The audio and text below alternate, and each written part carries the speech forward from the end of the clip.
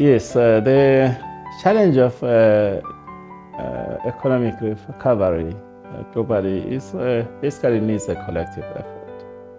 No country can really act alone and have impact.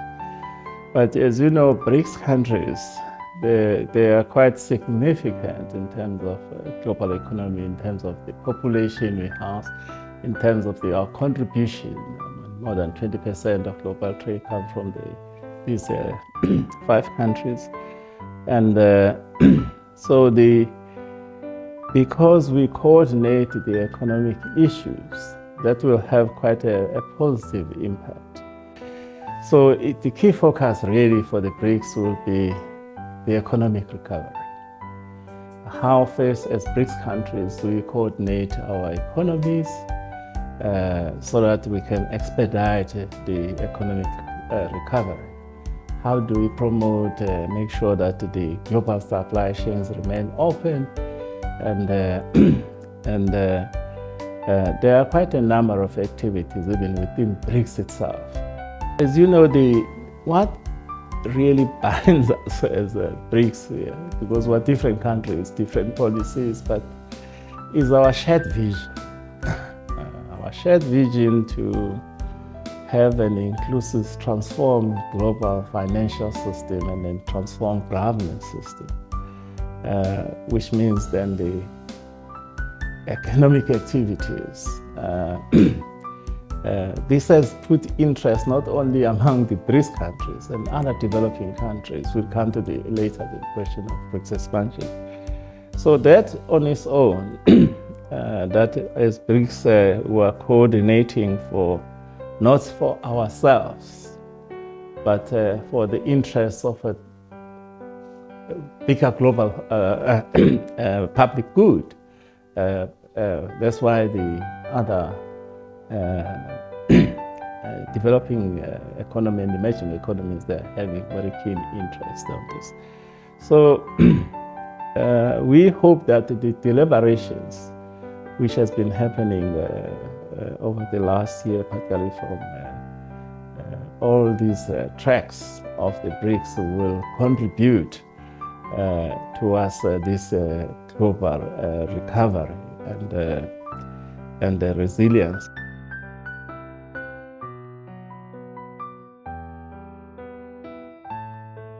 Yes, the multilateralism is, true multilateralism is very important. We are not really pushing for the dollar. We're not against the dollar, let me just put this. But there's been challenges of making sure that we diversify the currencies for global trade. Not only because of these other shocks of unilateral actions like sanctions, which then have impact to people who are not part of the sanctions. But we are also looking, like we are saying, using our own currencies to trade among each other and developing them to a strength that they can be attractive to other nations to utilize our currencies. That's the second element. The third element is that one of looking at new forms of currencies, digital currencies, what I call blockchain or whatever. We're looking into those. There are studies which are being done so that if they can successfully facilitate these cross-border transactions, we'll be looking forward to the report on the new and emerging digital currencies. So it's not just a focus that we're against the dollar. No, it is to make sure that we cushion ourselves against unnecessary externalities, because we're having these sort of tensions in the world that they don't have a global impact on the global economy. So those are the things, for instance, if we come with successful digital currencies, most countries will adopt this. Most countries are looking into these things. But I think the BRICS countries are on the lead of this.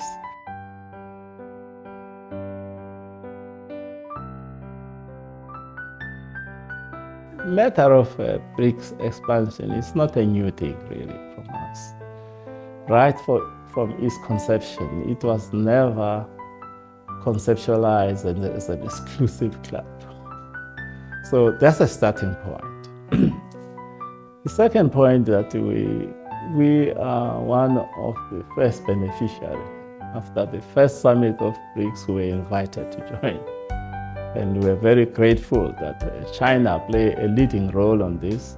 So we are the first beneficiary, and we know the benefits of joining BRICS. The figures show clearly that after joining BRICS, the trade with BRICS countries increased significantly than where they were trading before. 3 to 5-fold.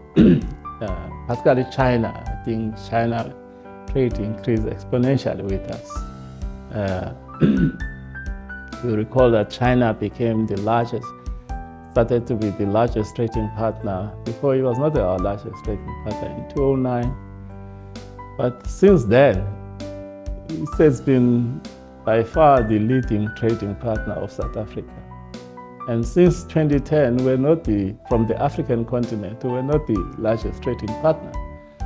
We became the largest trading partner of China year after year. Our senior officials, the BRICS shepherds in particular, to look at the criteria, the modalities, what type, the form. Why was this so important? So that there'll be clear criteria, so that we don't divide countries. It must be a clear criteria why you chose this one this time, not that other one. So the discussion then South Africa has been really pushing since the beginning of this year, and they are still discussing, and I'm quite confident they'll produce some progress report in the leaders' meeting.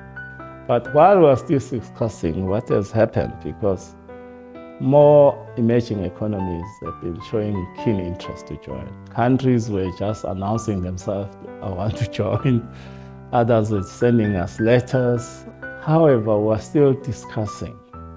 Once the discussions are concluded, the leaders will be able to take a decision and consider your interest. We have got full confidence that if we give ourselves enough time to discuss matters, we'll reach a consensus. I'm quite confident at some stage our leaders will reach a consensus on these matters, and there will be BRICS expansion, because there is no one amongst all the BRICS countries against expansion. But we hope that some progress, quite significant, I'm confident a significant progress will be reported in this conference in this matter, because there is quite a keen interest from many countries. I think maybe we are competing with other organizations. No, we are also all members of the G20.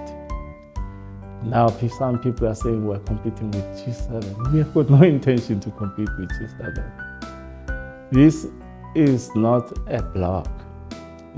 That's why it's called partnership, BRICS partnership, because it is a partnership for development.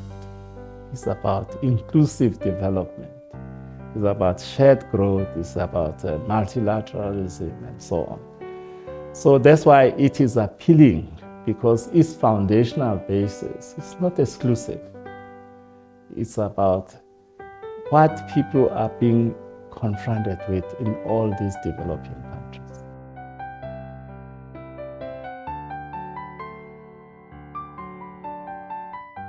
Yes, as I said, we are coordinating our economic activities to cushion ourselves to this type of shocks.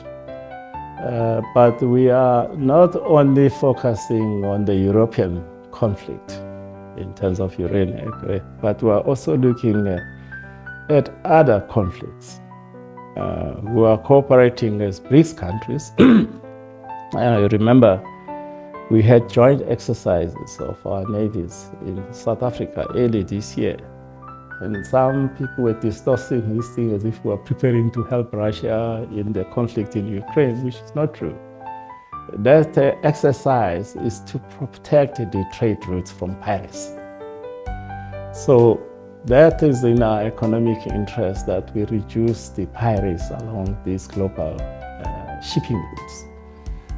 That's the main thing we do. Secondly, we are also looking at, because BRICS is for peace. Yeah, that's what we know that we benefit when there's peace, we develop. War pulls us back. We are very patient, and we have been consistent right from the beginning of this message.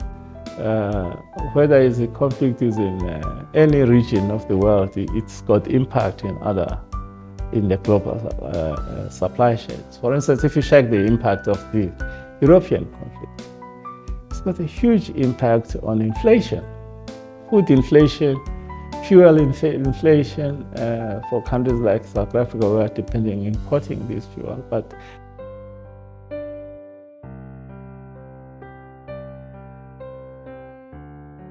we are often asked, we are very happy that this year we are celebrating the 10th anniversary of the BRICS, of the Belt and Road Initiative. It's a very important initiative. We were among the first African countries to join the initiative in 2015.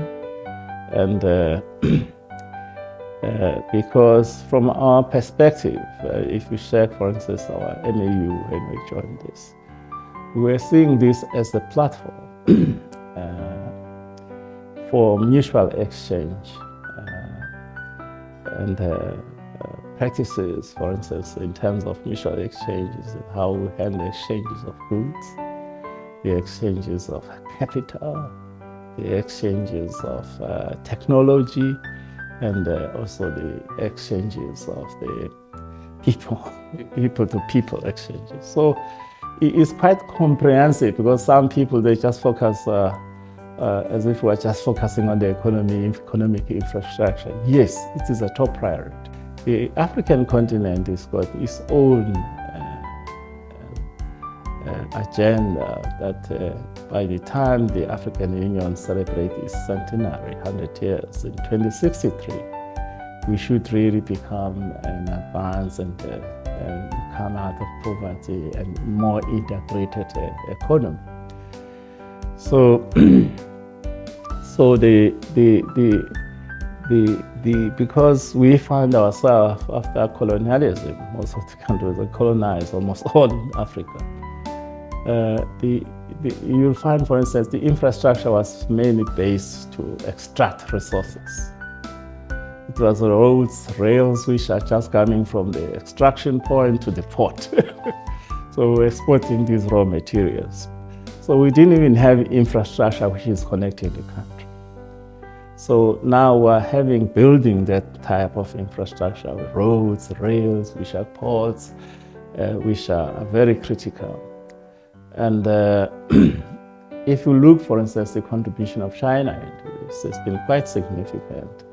Building infrastructure which connects the countries, because that's what will build the intra-Africa trade, which is currently low, and we're building it up. But beside those which were announced, recently we're seeing really a surge of infrastructure projects where Chinese corporations are participating. As you know, our procurement system is it's open to public. We compete. And Chinese now, because they have mastered the understanding of the procurement environment in South Africa, they've got a lot of added advantage. Technology, more modern technology, and more affordable. So they are winning these tenders. I'll use some examples. Biggest wind farms and solar farms are also built by Chinese corporations. If you go to Northern Cape, because that's where there's a semi-desert area, the biggest wind farm in a small town called Dar used to be just a town for railways, because the huge wind farm in Dar, and it's had a very positive impact in that community, that town and people, because the social activity, besides just providing electricity, stability, but also the social responsibility. They help them with schools, refurbishing, and so on, and people are very happy. So these are positive aspects because the companies follow the guide of the leaders, and they follow the relations between the nations, because they can see there are good relations between Africa and China, and that's why they are investing and cooperating with corporations from Africa and from South Africa, because we've seen the positive impact of this Belt and Road Initiative. To us, it's not a theory, it's something people can see.